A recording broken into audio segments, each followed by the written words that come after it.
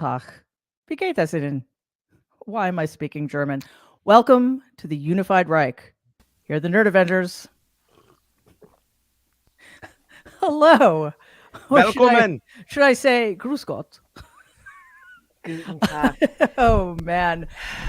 These are very interesting times. Damn that Chinese truism. But welcome.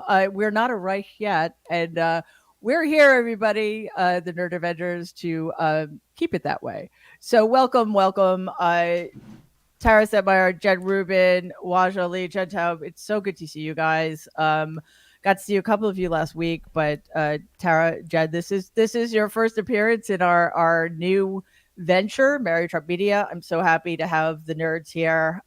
This is probably going to be the only thing that helps keep me sane during the next 6 months. Boy, do we have our work cut out for us. So I did want to start with that campaign video because it seems to me, Jen Rubin, that every time the envelope is pushed by Donald and his fellow fascists, there's no pushback. And here we are, where openly in May 2024, they're talking about a Reich in the United States of America. And that would have been unthinkable 4 years ago. So it seems that one of the problems is that the corporate media just either pivots to a topic, pivots away from having to deal with the seriousness of these very troubling rhetoric coming out of the Republican Party and the Trump campaign, or they just lead us to believe that, hey, that's just him. So what are you going to do about it? Yes, we have a problem of denial, and we need the real world as composed of what Donald Trump is really like to contrast with the world that the media portrays. The media is set up to cover a regular campaign in which you have two normal, sane, pro-democracy candidates. Their connections fry. Their brain cannot process an election in which you have one crazy person who is deteriorating and is clearly showing signs of dementia right before our eyes every single day, and a normal candidate. It is not set up to contrast a candidate who invariably refers to Nazi and Hitlerian themes and dialogue, and one who is trying to scream at the top of his lungs, democracy, democracy, folks. So they can't seem or are willing to do that because they either fear losing an audience, or they want to maintain access, or they're just blind, whatever the explanation. So I think our primary job, for those of us who have an audience, and all of you guys do, is to portray what is actually going on. The media is not covering the real world. It's covering a fantasy of a kind of election that they are used to covering. So if we can do anything here, it's to inject some reality into a unreal coverage of a time in our history that really was unthinkable. You're right, Mary, a few years ago. But guess what? It's here. So we can't deny it. We can't wish it away. We can't revert to these other tropes. We can't have discussions about what Trump's policy views are. We can't have discussions about, Biden's age. That's not reality. The reality is we have one fascist and we have one pro-democracy. We have one guy who wants to give Putin free reign in Europe, and we have one guy that wants to protect the Democratic Alliance. We have one guy who wants to make abortion illegal in every single state, and another guy who wants to protect abortion access in every state. It's not that complicated. Yeah, it really isn't. And Tara,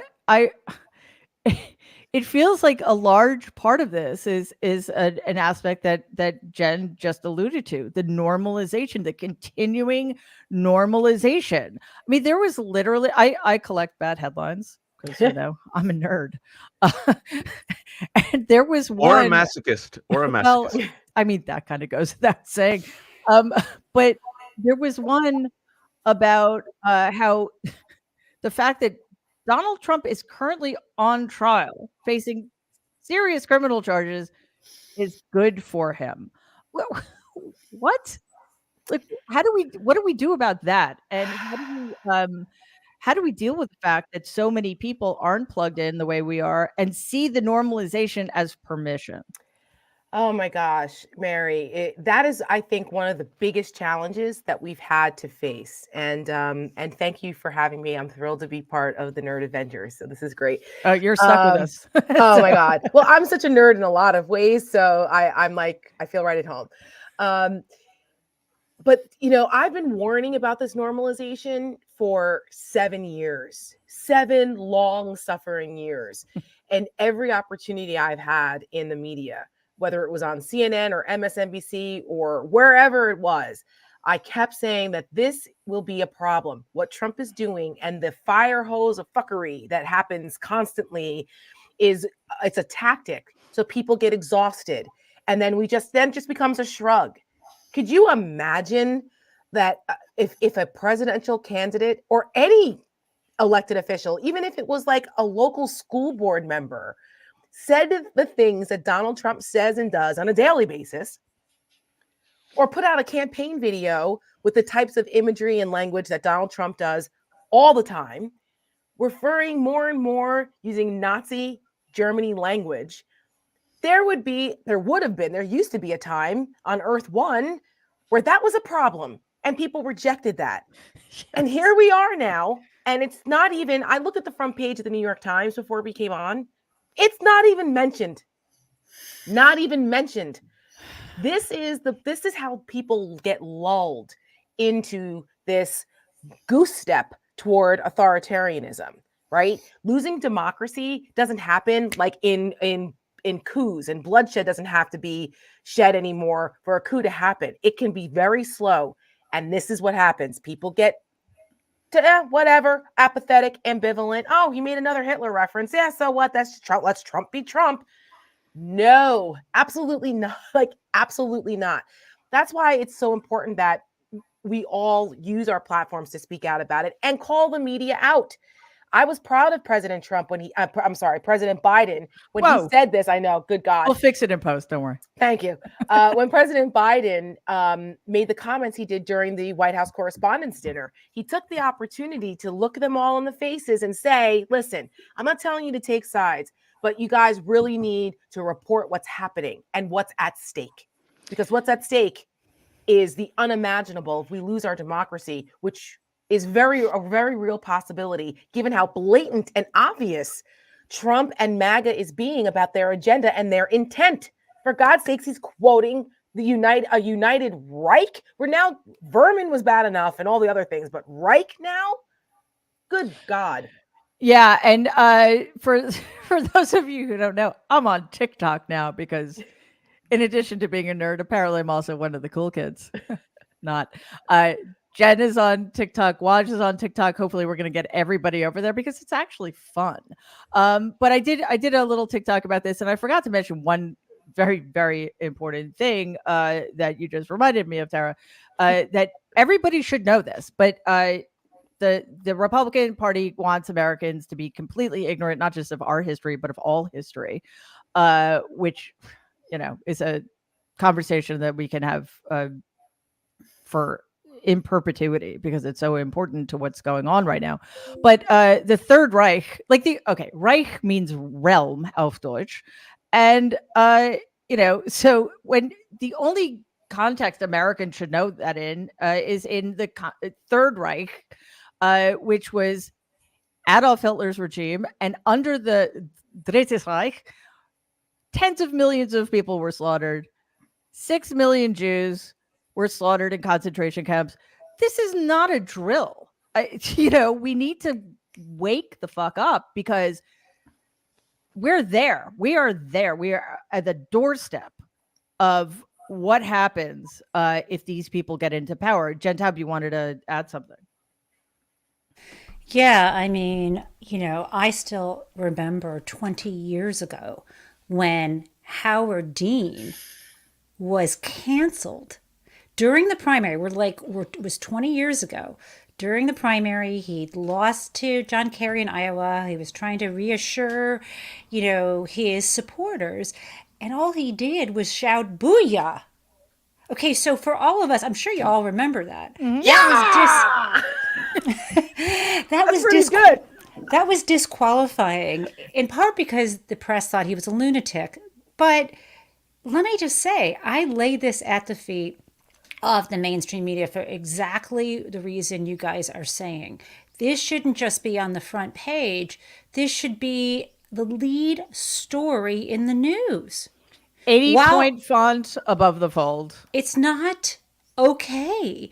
And, as a Jewish person, I just feel like, I'm in the middle of this vice, at this point. It's a very scary world to be in. And, I'm very concerned that there are some, there's still, it's a small minority of Jewish people who vote Republican and would vote for Trump, but that small minority has increased because of the wedge that the Republicans are trying to drive in the Jewish community. And you see, the same thing is happening among, Muslim Americans, where they're not happy with what Biden is doing in terms of supporting Netanyahu's regime, understandably why they feel that way. But at the same time, this wedge in the community, and now people won't vote or won't vote for Biden. And we've got to wake up in our communities and say, no, you don't pour gasoline on a small flame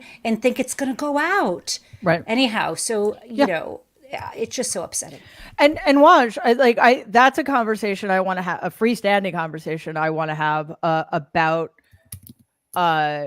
what do we do when we are so divided. And to be fair, some of that division is driven by Biden administration policies, and I think we need to stare that in the face and be very honest about it, but also be honest about what it means if our way of protesting some of what the administration is doing is to put in an administration that is going to be unspeakably worse. But anyway, I just wanted to see if we will have that conversation. But in the meantime, I just wanted to see, if you want to add to this, and then, we'll move on after that. Well, I have to sing "Springtime" for Donald and GOP. Yeah, MAGA is happy and gay. I could keep going on. I love that movie. Thank you. That there's gonna be some exquisite old school references. That is from the producers. Watch, that's a TikTok for you right there. Come on, that work on it. Where starring Josh Hawley. I think I've done like 2 articles and that in football the last guy 8 years on Springtime for Trump, and I think we have to put this in context. Because you can sit there and say, okay, maybe Trump and Scavino, the only 2 people who have access to his crappy whatever social media platform he has, I don't want to name. Maybe, sure, it was a staffer who did it, even though there's 2 people, Trump and Scavino are the only ones who have said on the record that they have access to promoting this stuff. Okay, so then you have to ask yourself, Trump will make America great again by having us learn German. Wait, what? And the German that we will learn is about the Reich. And okay, we could just sit there and say, okay, it was a gaffe. But what we can explain away so quickly, Mary, is why has he used Hitler's language of vermin and poisoning the blood when it comes to describing immigrants? And even after he was informed that it was Hitler's, he took credit for it. Number 2, why did he say there were very fine people on both sides, even after he was informed there were Nazis and white supremacists? And when Nazis and white supremacists heard his speech after Charlottesville, you know what they said? Oh, he's with us. We thought he'd condemn us. Why is he promoting anti-Semitic conspiracies again and again and again? And mainstream media does not check it. He does it almost every week now, promotes the dual loyalty stereotypes. Why did he sit and dine with Nick Fuentes, an open white supremacist, pretty much Nazi Holocaust denier, and then after he was informed, this is who Nick Fuentes is, refused to condemn him? And Elise Stefanik, who cares so much about Jews that she's in Israel right now, loves Israel. Jews, not so much. when asked to condemn him, same thing with J.D. Vance, they refused to condemn him. So I'm just giving that was the top of my head. Yeah. I'm giving you the pattern of the past 8 years and why we shouldn't just sleep on this unified Reich moment, and the fact that there's Stephen Miller and other folks who are in this orbit. Stephen Miller responded a huge piece of item that if it was an Obama administration, we'd be talking about it to this day, but everyone's forgotten.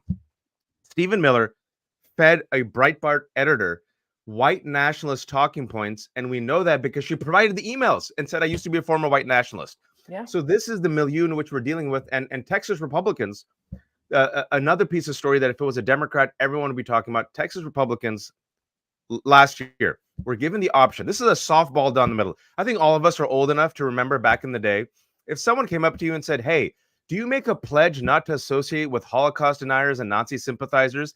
Doesn't matter if you're the Green Party, Socialists, Democrats, Libertarians, everyone would say yes. You know what the Texas Republican leadership said? Nah.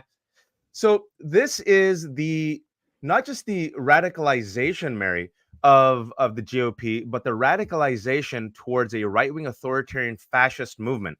And to tie it to what Jen was saying, I think this is where we are all in agreement, regardless of your opinions on Biden.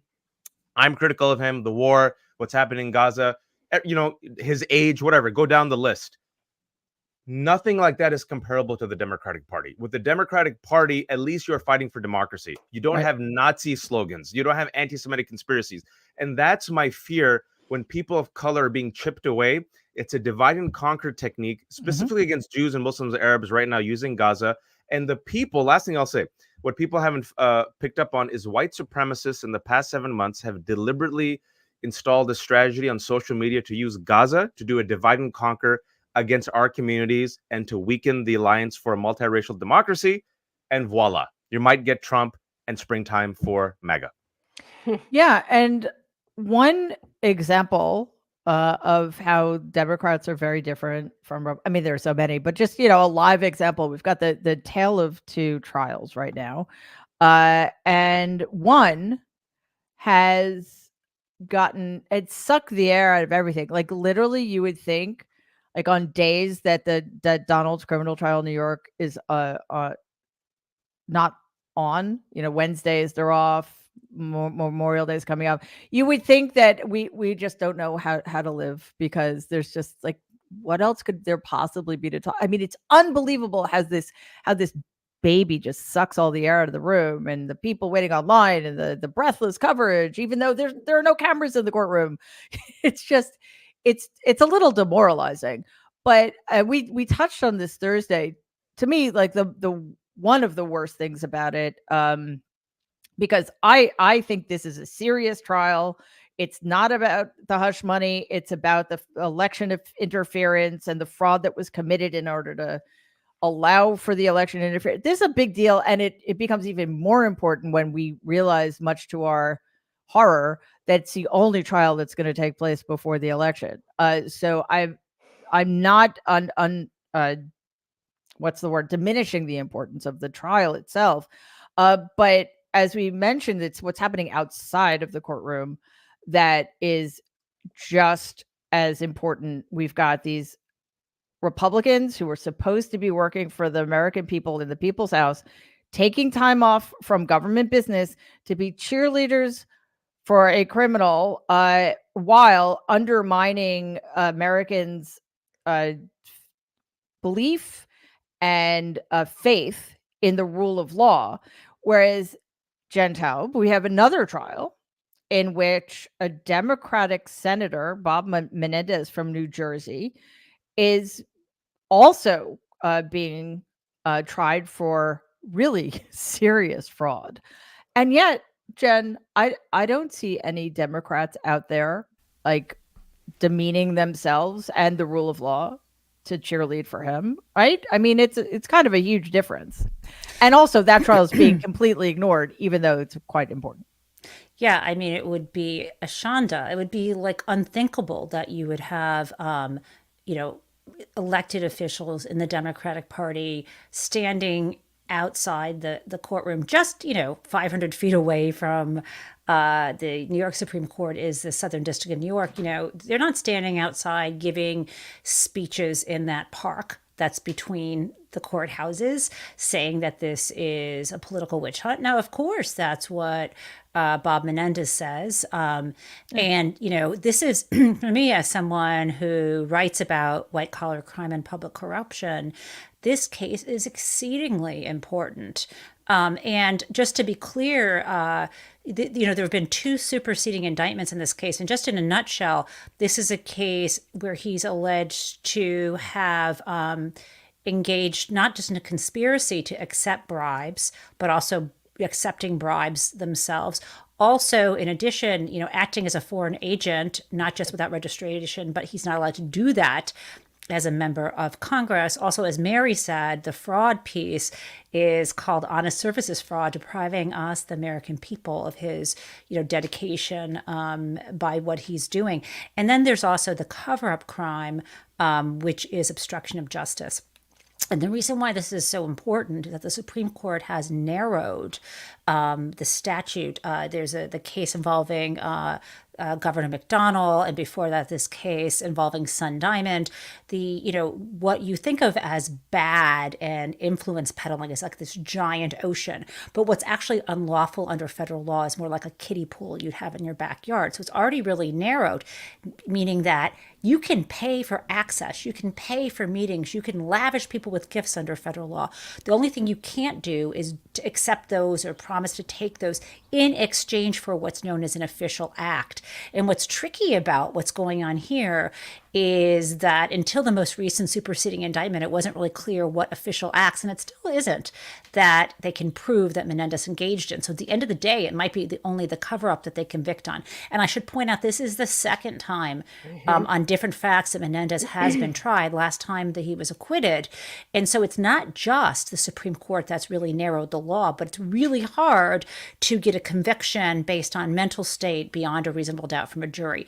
But I do think that there's a chance here. And so the reason why I think it's important, I got real criticism and pushback, and let me just wrap this up on Twitter, when I said people should be following this. I got pushback from people who thought I was doing, well, they're bad people on both sides, or like, but Trump is running for re-election and Menendez isn't. And I'm like, listen, the federal laws apply to everybody. And you should remember that the co-defendant, the guy who allegedly bribed Menendez back in the earlier case, for which there was a hung jury, Donald Trump pardoned him. And there's a reason. He wants to not just open up the libel laws, but open up the bribery laws. Mm-hmm. And number 2, Menendez will run on a third-party ticket if he is acquitted. So right. This is super bad. And so this isn't a partisan thing. It's really important to me about public corruption. Anyway, I'm ranting. Oh, last thing. He threw his wife under the bus, which is what you do. Well, what you do. That seems to be the theme of the month, right? Yeah, exactly. It's just what they do because it's easy to do that and throw women under the bus. But to Jen's point about not both sidesing this, no, first of all, we're under no obligation to tell both sides of a lie. Right. But when there's an equal amount of injustice when it comes to how the law is being applied, then you have to say this person was engaged in illegal behavior and they should pay the price for it. And so did this person. That's what the justice system is supposed to be. That's what those like scales of justice thing that we see, right? Like it's supposed to be, doesn't matter who you are, where you came from, whether you're an R or a D, rich or poor, in theory. That's why she's blind. That's right. That's why Lady Justice is blind, because it's supposed to apply to everyone equally. So the idea now that you can't even honestly have an analysis about, well, look, what Menendez did was bad and he should pay the price for it. Somehow we're supposed to overlook the bad acts of the people that are supposed to be on our side because the bad acts of the other people are worse. No, that's how we get to the law no longer applying equally to everyone. And best believe that the corrupt people in power will make sure that their buddies are protected from the law, but then they will use the law as a weapon and weaponize it against all of the rest of us who aren't in lockstep. If you don't believe me, just look at what happened 4 years ago. We're coming up on the 4-year anniversary of Lafayette Square. Today was the 4-year anniversary of the George Floyd murder. And June 1st is the 4-year anniversary of when we actually saw our law enforcement being unleashed like a Gestapo on peaceful protesters in Lafayette Park. in front of the White House and Donald Trump do that despicable, disgusting, Hitler-esque walk with the upside down Bible to a church. Like, if that didn't give chills down everyone's spines when they watched that, it brought me to tears because I couldn't believe this was happening in America.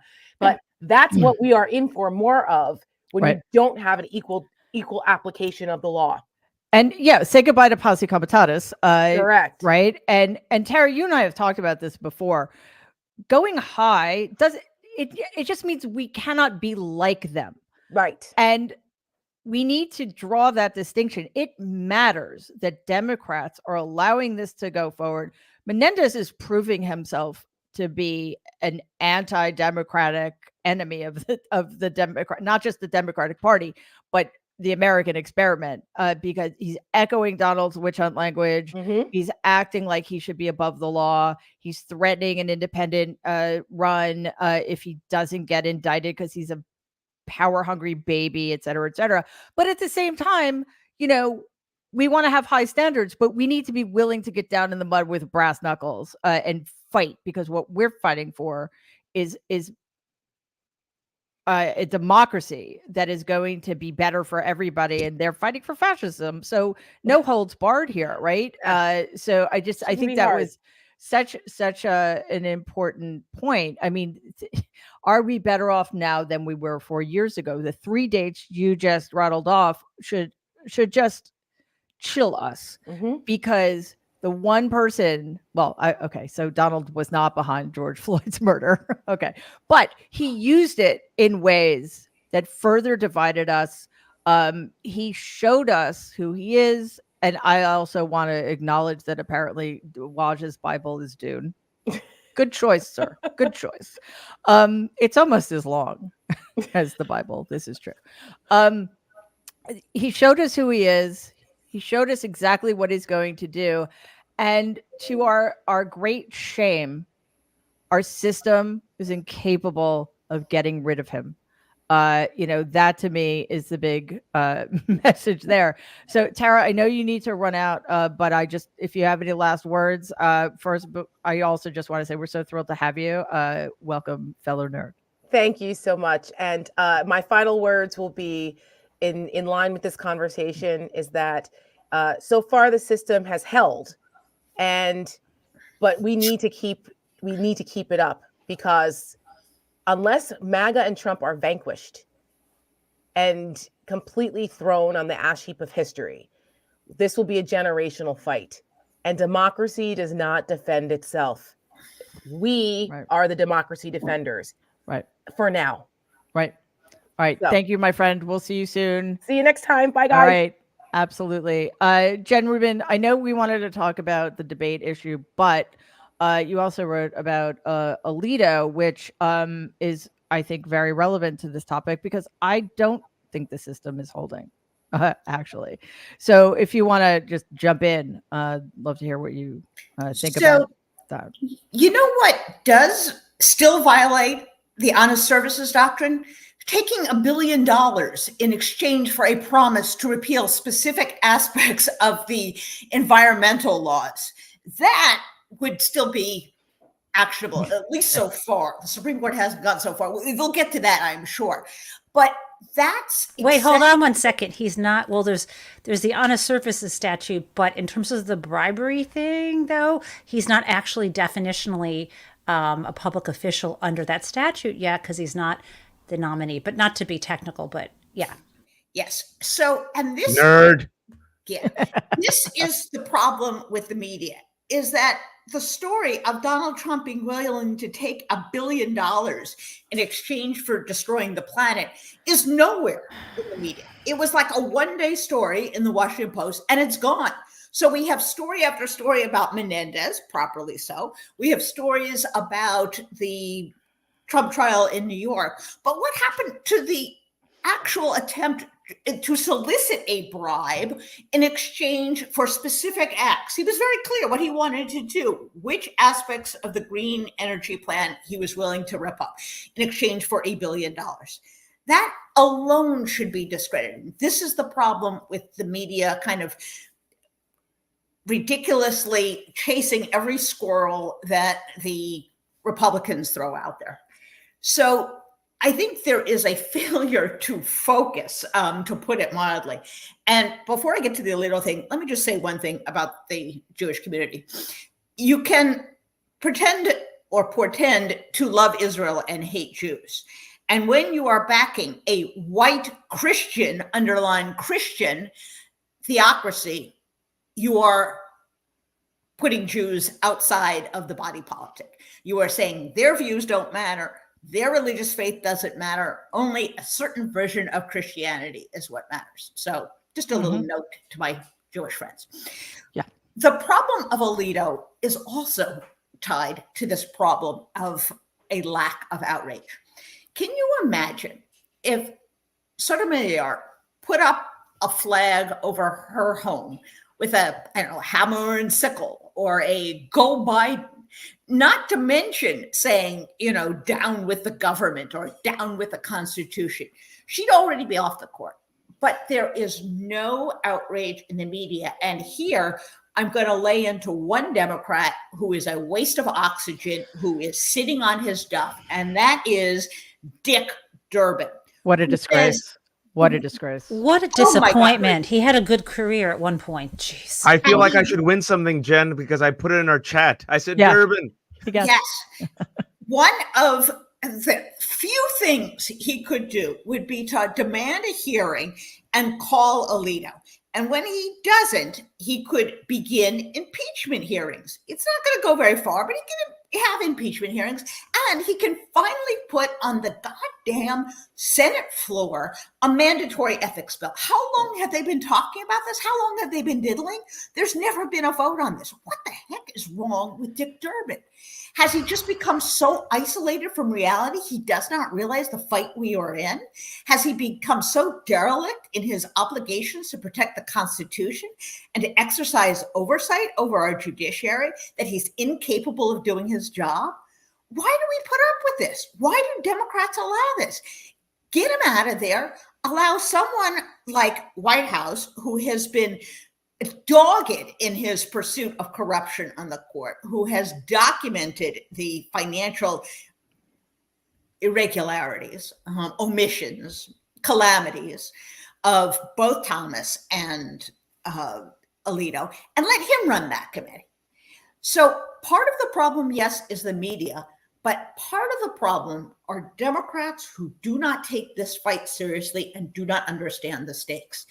And I cannot stress that this is within the control of Democrats to do. Every Democrat in the state of Illinois, I would invite you to write to him. Every caller who is able to launch a call from Illinois, call his office and demand hearings, demand a bill be put on the floor. There is no excuse for this, none whatsoever. What Alito did is so far beyond the pale that it is entirely unacceptable for him to sit on any case, let alone one concerning the insurrection his wife was identifying with, and he let a flag fly over his home.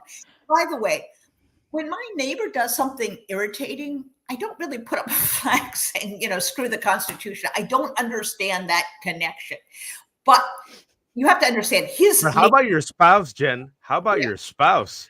I blame your husband. Yeah, exactly. And you know what? His neighbors are very political.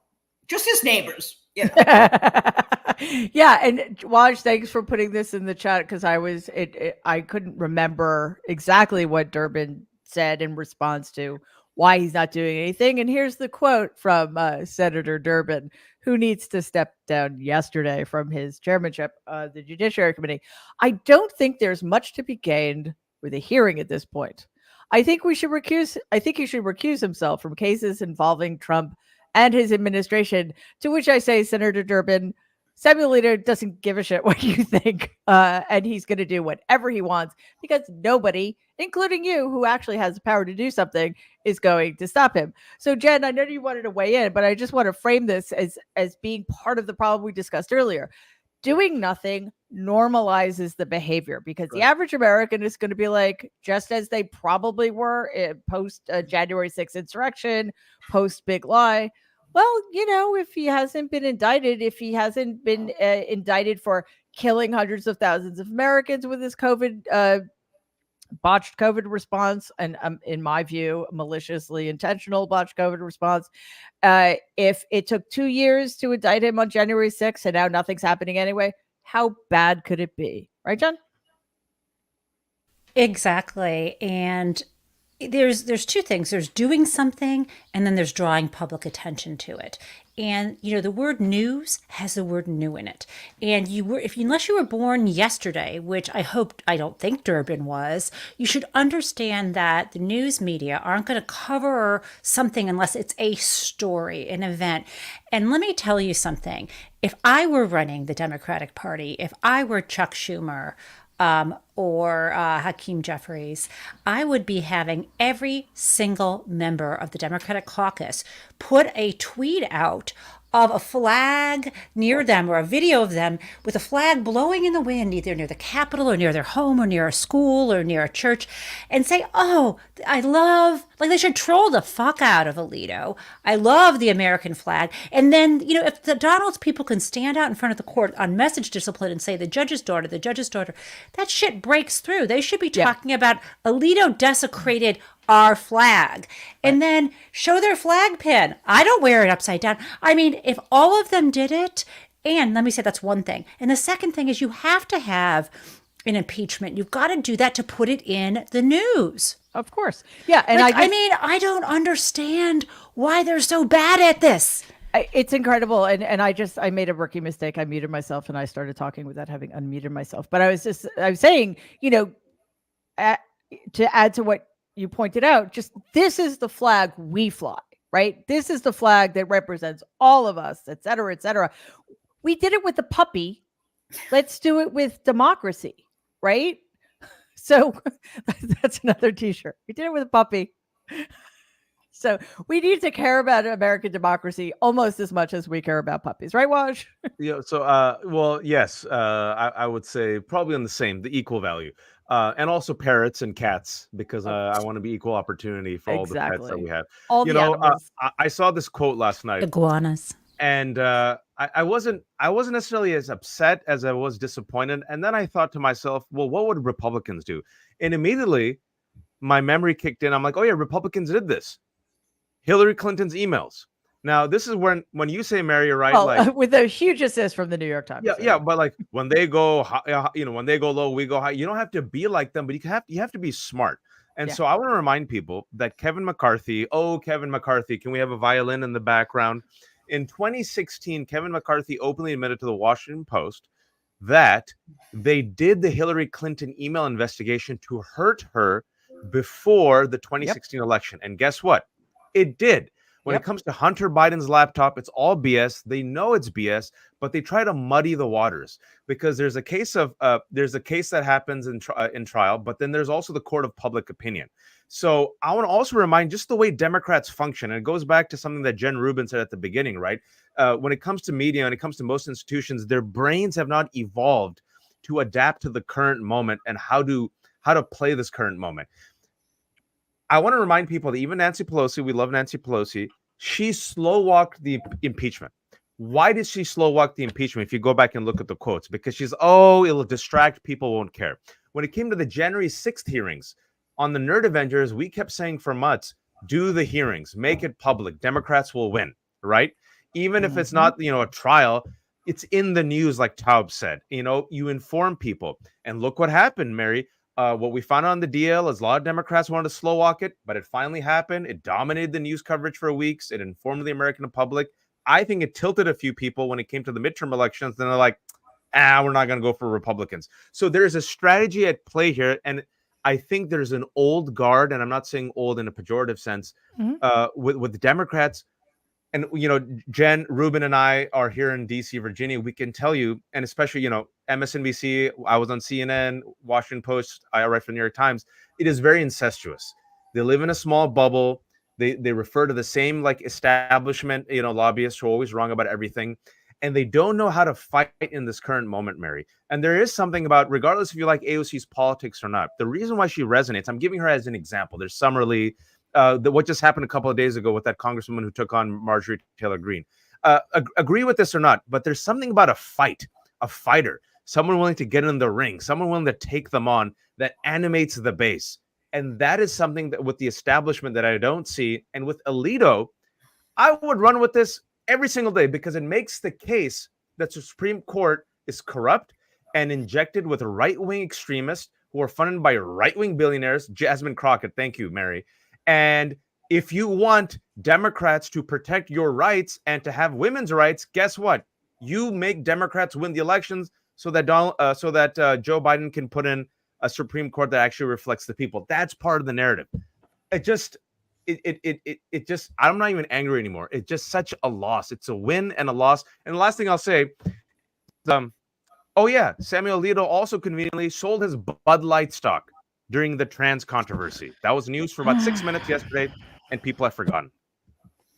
Well, yeah, because this is something that we're gonna have to hammer on, because what elected Democrats don't seem to understand is that their inaction, their inability to, I don't know, how can they not grasp the seriousness of what's going on? How can they not use the tools at their disposal to fight back? I mean, within the system, Mitch McConnell destroyed the Supreme Court. Operating within the system, Aileen Cannon is making it impossible for the American people to know what Donald Trump did when he stole those classified documents. Within the system, the Democrats should be able to do everything in their power to save democracy and to motivate Democratic voters who want to be involved, who want hope, who want a glimmer of a better future. And what they end up doing, like, did they seriously, like, it's like they're more worried about Republicans' reaction or the right-wing media's reaction than they are about their own voters. And we end up getting demoralized because the people who should be fighting for us aren't. And I don't expect anything but the worst from Donald and his minions and his enablers and his supporters and his followers and all that other stuff. I mean, I expect the absolute worst from them, and we know how to fight against that. How do we fight the ennui? Why did I just say that way? Ennui. Sorry, that was weird. German and French today, Mary. I'm counting. That's 3 languages. Well, you did 3 languages with English. My German pronunciation is a little better than my French. But anyway, how do we fight that? How do we fight that unwillingness to engage in the most important fight of our lifetimes? I don't know. Does anybody have any ideas? Because I'm kind of at a loss sometimes, and it just makes me feel like we're shouting into a void. Any takers? I think putting pressure. I know I just spoke. I'll be quick, but I think people underestimate the power of politicians responding to pressure. People underestimate the power of our voice, and I think I see the comments sometimes, Mary, in the YouTube, and some folks are like, "Well, we're just talking about it. What else can we do?" When you talk about it, you inform people. When you inform people, you have a more aware democratic populace. You have an aware base of voters. When there is a aware base of voters and people know that their rights are being taken away at a local level, they fight back. On a social level, they fight back. They organize. There are organizations currently, doing the work, but people don't know about it. So awareness is the first key, in my humble opinion, before you can have intention and action. And so don't underestimate the power of informing each other about what's happening, because what's common to us, Mary, and Jen and the other Jen and our Nerd Avengers is not common to everyone else. You have to connect the dots. So I do think, I just want to really emphasize this, because there is a fire hose of shit, because there is ennui, there is apathy, people tap out. And if you inform people and you keep reminding them, which I will have to give credit to MAGA and the right wing, they are very good at messaging and message discipline. Repetition, repetition, which invokes certain emotions. We like that. So I feel like there is something to be said about being informed, being aware, making other people aware, and then connecting the dots for folks. Don't assume, and don't take it for granted. And look at the difference between the Senate and the House.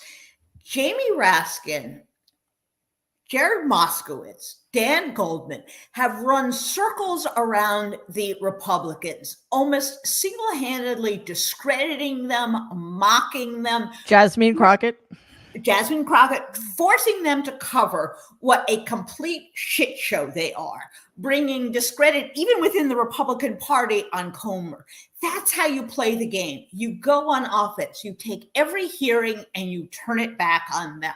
You are informed, you're insightful, you mock, you use the media, you use visual aids. What the hell is wrong with the Senate? They should just, they say, well, you don't want to become more like the House. Yes, we do. We actually do want you to become more like the House. In this case, we do. Up. Yeah. Yes, we want you to wake the hell up. So, and to Rush's point, yes, we want you to be aware, but this notion that people cannot do anything is really such a lazy cop-out. Go volunteer on a campaign. Go be a poll worker. Go give $1 a week to any number of causes. Mm-hmm. This idea that, I'm just one lonely person. What can I do? I mean, come on, guys. Yeah. This is a participatory sport. Democracy is not what other people do. It's what you do. And, I'm inflamed about this because I wrote a book about this in 2018. A whole bunch of women decided to run for the House of Representatives. And people like Abigail Spanberger and Elise Stefanik and Mikey Sherrill, these people were dedicated to fighting back against Donald Trump. They were novices in politics. They ran, they won, they took back the House, and they are a model, along with all of these groups that knitted themselves together, whether it was Indivisible, whether it was smaller groups of women, to fight back. So yes, doom scroll all you folks want out there, get really upset, watch a bunch of podcasts, but then go do something.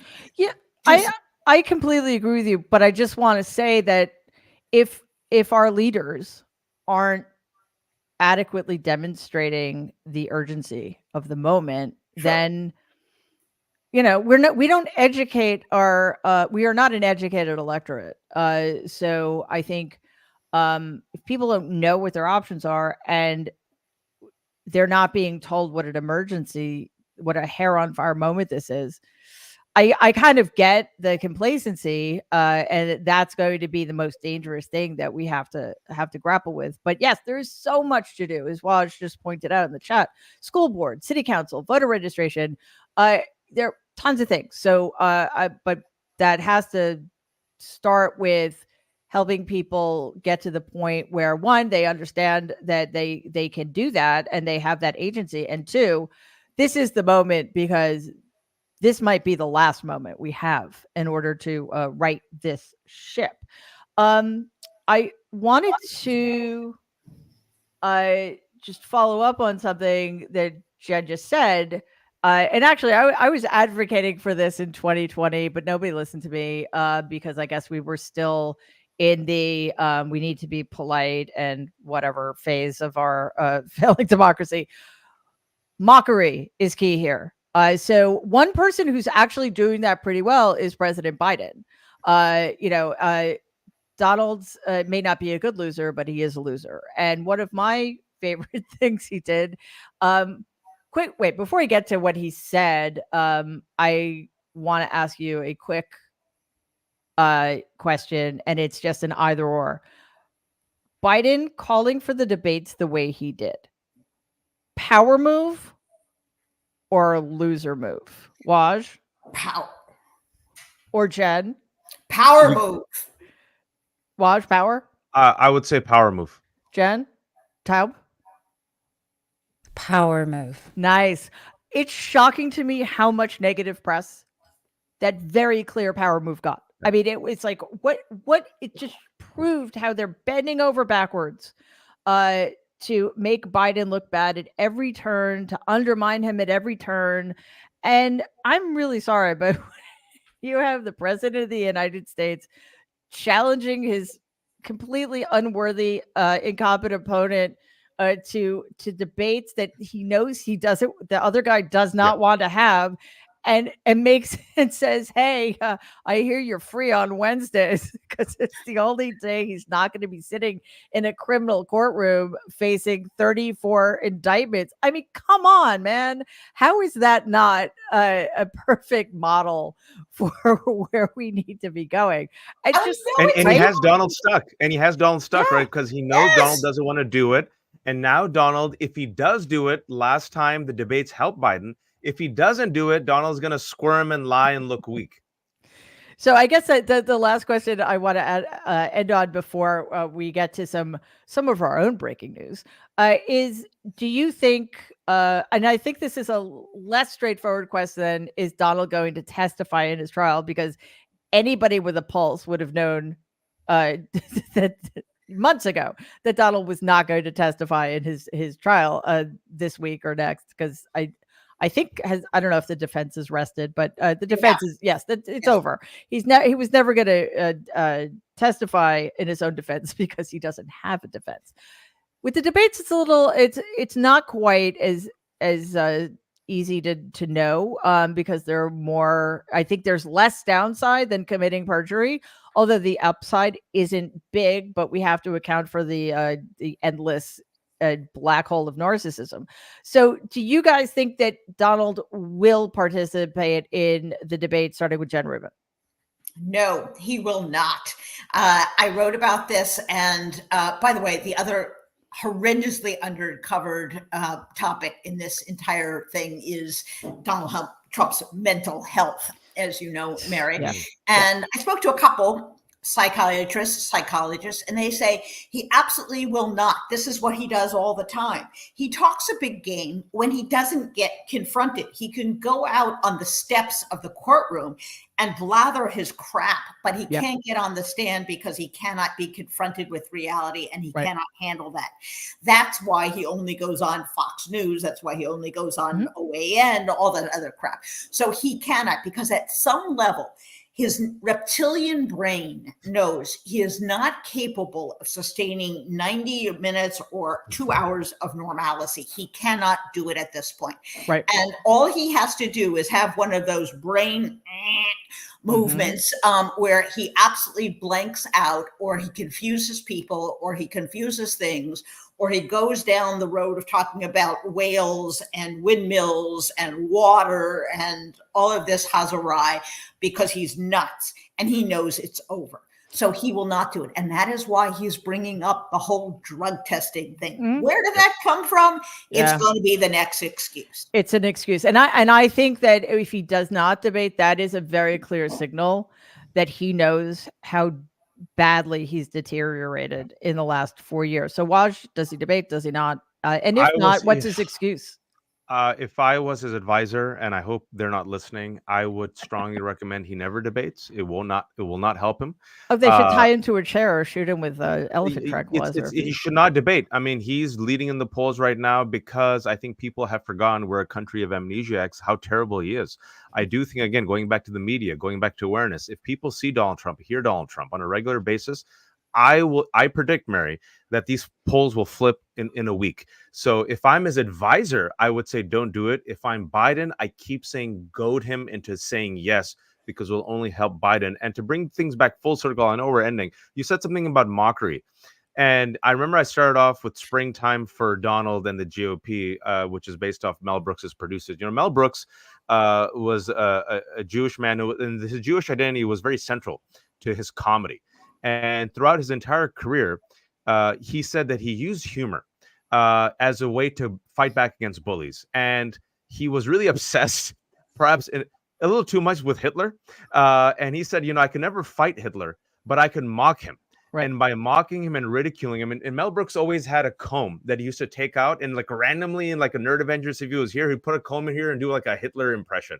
And people are like, why do you do this? And he goes, I found out through humor, you can take a bully out by the knees. Yeah. Right. And so there is something about humor, parody, satire, mockery used with intelligence, conviction that can really animate and rile up a base against a fascist bully that is Donald Trump.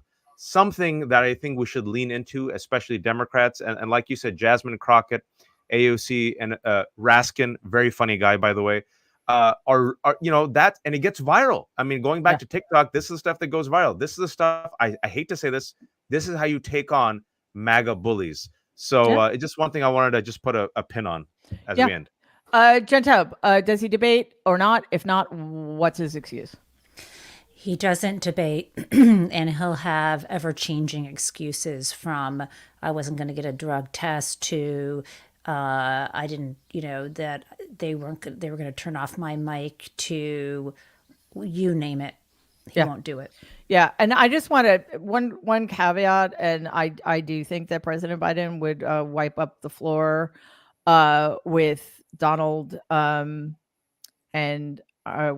one of our team members just pointed out again that what the other great thing that Biden did was make it without an audience. I think Donald it would be like locking him in a room without a mirror and a phone, like he just couldn't handle it.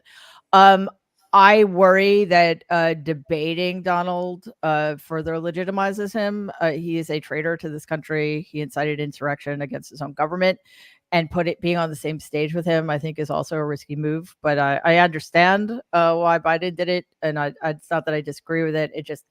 It kind of makes me feel sick that this traitor is being treated as a real normal candidate who is not trying to destroy American democracy. So we'll see how it unfolds. We'll definitely keep an eye on that. And as everybody watching may or may not know, our new venture is Mary Trump Media, and the Nerd Avengers is our flagship show. We're going to be here live every Tuesday and Thursday at 12 p.m. Eastern time. Hopefully, things are going to keep getting better, and we'll add more episodes of the Nerd Avengers. But what we're also going to be doing is adding new programming entirely. And I'm so thrilled to announce our very first new show is premiering this coming Thursday. I think it's the 23rd of May, right after our regularly scheduled Nerd Avengers.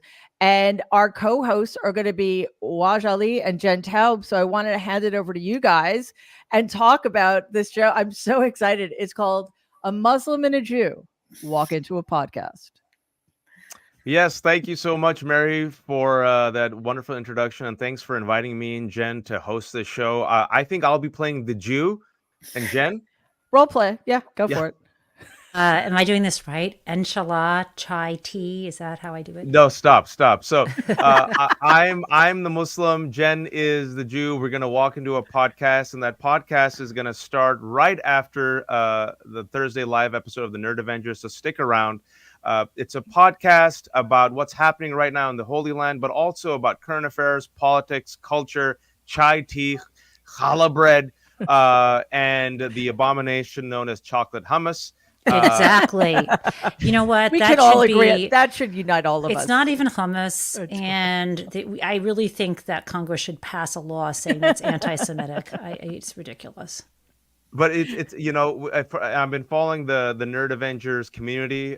You all have been awesome, and I'm gonna say something for Mary. She hasn't said it yet, but I have to say it because of the algorithms. Mary Trump Media has started.